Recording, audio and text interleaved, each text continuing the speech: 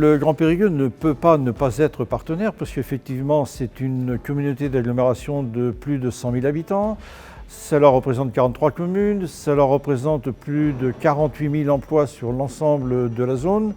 Et effectivement, l'économie est un partenaire important et une communauté d'agglomération doit nécessairement faire corps avec son milieu économique pour favoriser le développement de celui-ci.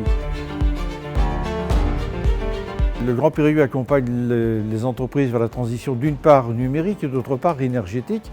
Transition numérique parce qu'effectivement, il faut favoriser le développement numérique de l'ensemble des entreprises.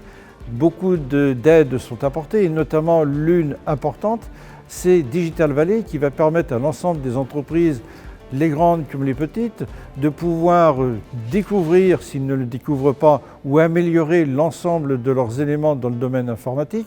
Il y a aussi la transition énergétique, puisqu'il faut aussi maintenant intégrer toutes les actions que les collectivités et les entreprises peuvent faire, les intégrer dans un phénomène, dans un environnement de raréfaction des ressources. Il y a aussi une transition sociétale.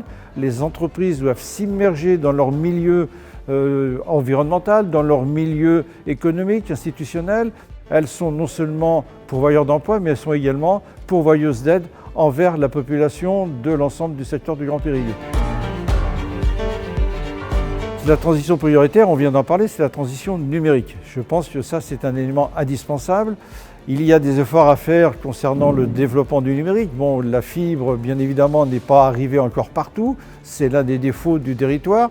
Mais à l'horizon 2022 pour les communes de la première couronne de Périgueux et 2025 pour le département, le numérique arrivera partout. Beaucoup d'aides sont prévues et je pense que les entreprises ont tout intérêt à venir sur le Grand Périgueux.